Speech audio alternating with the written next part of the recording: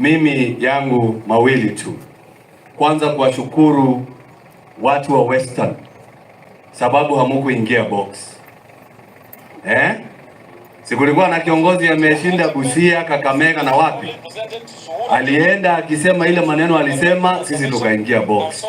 Alisema mwadhani agosho Muriega. Sasa juzi nimesikia akisema mlembe bosi. Muzangarira, something like that.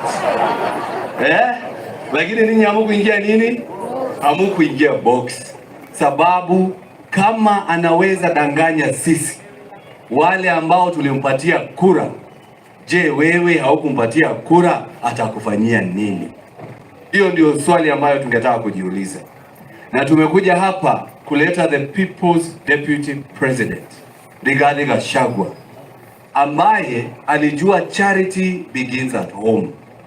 Na hiyo ndio imefanyika pia kwa kiongozi wetu former Vice President.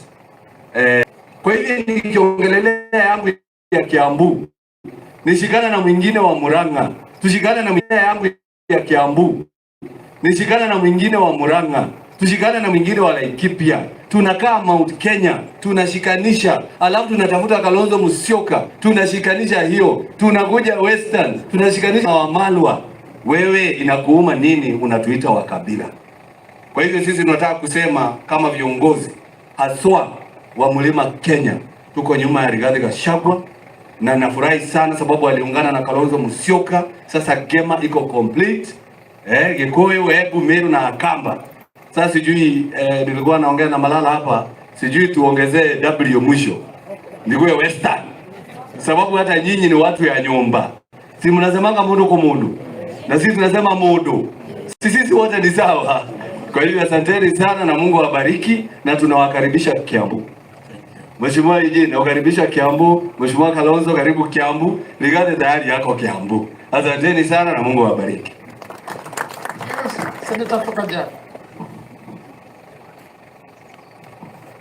Thank you very much. Viongozi wetu, principals ambao wako hapa, viongozi wengine wote wa Kenya ambao wanatusikiza, tuko hapa tukishukuru Mheshimiwa wetu Eugene Wamalwa kwa mwaliko wa kiongozi wetu Rigathi Gachagua. Mimi nikiwa hapa nikirepresent Kajiado, naitwa Lenku Seki, senator wa Kajiado. Nataka kusema ya kwamba tunataka kupingana na roho ya uongo. Roho ya uongo ni mbaya ambayo imejaa Kenya,